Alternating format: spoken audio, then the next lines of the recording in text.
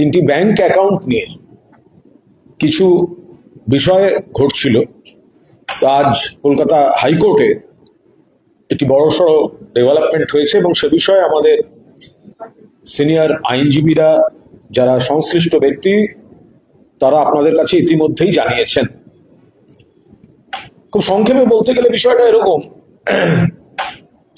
যে মহামান্য হাইকোর্ট তৃণমূলের যে ব্যাংক অ্যাকাউন্টগুলি নিয়ে বিতর্ক বলে চিহ্নিত করার চেষ্টা করছিল কোনো কোনো মহল, এবং তৃণমূলের ব্যাংক অ্যাকাউন্ট বন্ধ রাখার জন্য অনেকের পৈশাচিক আনন্দ হচ্ছিল।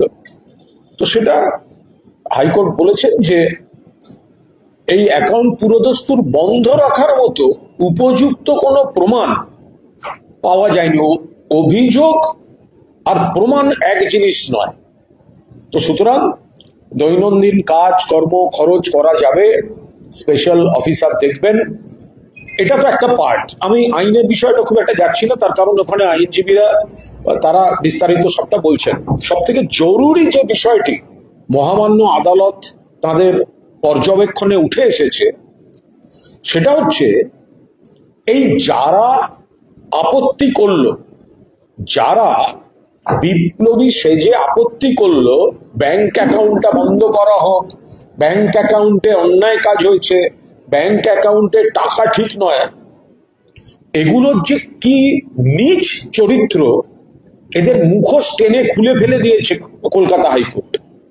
কলকাতা হাইকোর্ট স্পষ্ট আইডেন্টিফাই করে দিয়েছেন, আরে আপনারা তো এই অ্যাকাউন্ট থেকে টাকা নিয়ে নির্বাচন করেছেন।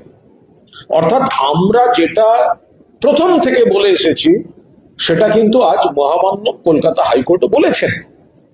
অর্থাৎ যে যারা বিপ্লব করছেন তৃণমূলের এই অ্যাকাউন্ট খারাপ, তৃণমূলের এই অ্যাকাউন্টের টাকা খারাপ, অথচ দেখা যাচ্ছে, জিজ্ঞাসা করুন তো এই বালিশ চাটা ঋতব্রতকে, চাটন ঋত, যে তৃণমূলের যে অ্যাকাউন্টটা নিয়ে আপত্তি তোমাদের, সেই অ্যাকাউন্ট থেকে ভোটের আগে তোমার অ্যাকাউন্টে টাকা ঢুকেছিল কিনা, 25 লক্ষ টাকা ঢুকেছে কিনা, 25 লক্ষ।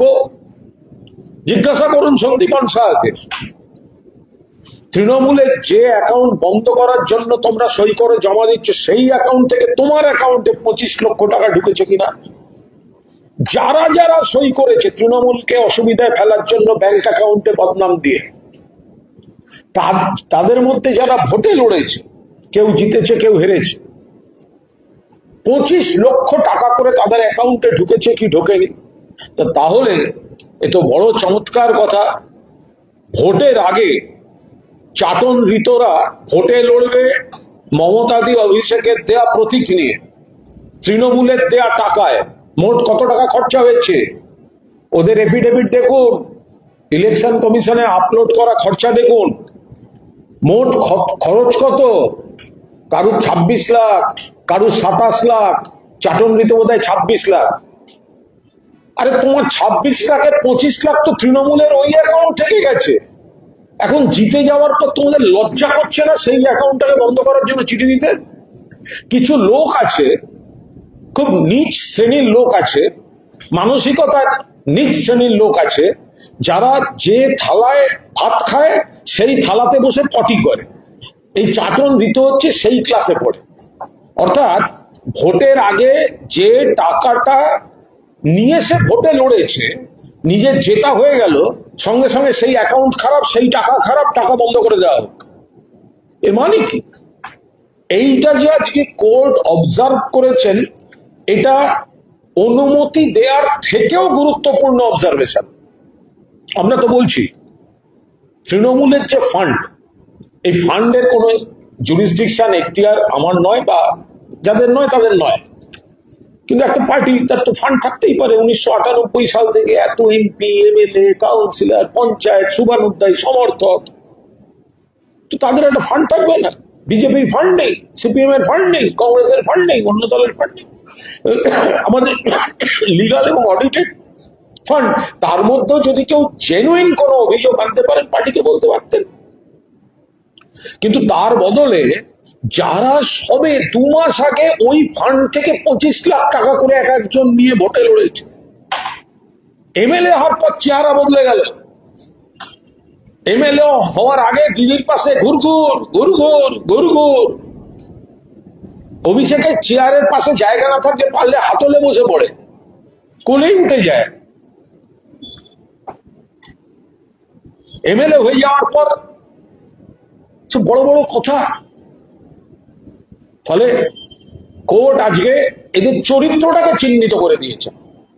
সুবিধাবাদী, ধান্দাবাজ, গিরগিটি, মানুষকে বিভ্রান্ত করছে, তৃণমূল কংগ্রেস কর্মীদের বিভ্রান্ত করছে।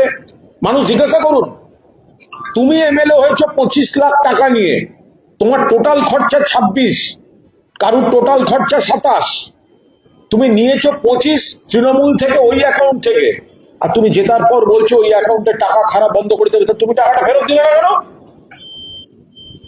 তুমি টাকাটা ফেরত দিলে না কেন অভিযোগটা করার আগে? তাহলে অভিযোগটা করার আগে তো ভাই আমি জানতে পারলাম অ্যাকাউন্টটায় খারাপ টাকা আছে, আমি ওই টাকা নেব না, বললে না কেন? আচ্ছা নিয়ে ফেলেছি, ফেরত দিয়ে দিলাম, দিলে না কেন?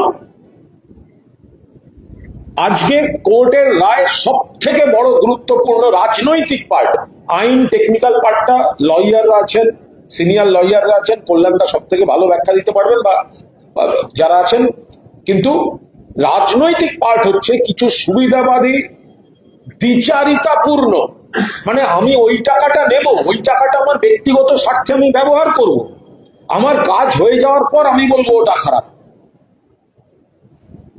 তো ফলে এদের রায়, আজকের কোর্টের যে অবজারভেশন, তাতে এই সুযোগ সন্ধানী, দ্বিচারী, ধান্দাবাজ, যারা পার্টির টাকা ব্যবহার করে ভোট করায়, তারপরে আবার সেই একই অ্যাকাউন্টের বিরুদ্ধে অভিযোগ দেয়, এত বড় একটা চক্রান্তে যারা আছে, এই সুবিধাবাদীগুলোকে কোর্ট তার অবজারভেশনে রেখেছেন। এটা অত্যন্ত গুরুত্বপূর্ণ।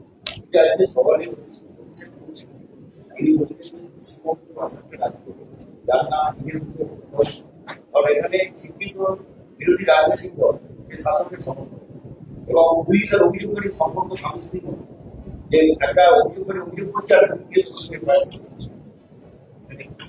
দেখুন, অভিষেক মনু সিংভি তিনি একজন বর্ষিয়ান আইনজীবী এবং দেশের অন্যতম গুরুত্বপূর্ণ, ফলে তিনি যেটা বলেছেন নিশ্চয়ই তার একটা কোনো জায়গা থেকে অভিজ্ঞতা থেকে বলেছেন। সব ব্যাপারে রাজনৈতিক মন্তব্য দেওয়া উচিত নয়। তবে পশ্চিমবঙ্গে একটা বিচিত্র পরিস্থিতি হয়েছে, সেটা হচ্ছে সরকার পক্ষ যারা, তারাই আবার একটা সুপরিকল্পিত নিয়ন্ত্রণে তথাকথিত স্বীকৃত বিরোধী, আবার তারাই এখানে এমন একটা বিরোধী যারা ঘটনাস্থলে গিয়ে বলে মাননীয় মুখ্যমন্ত্রীর নির্দেশে আমরা এসেছি।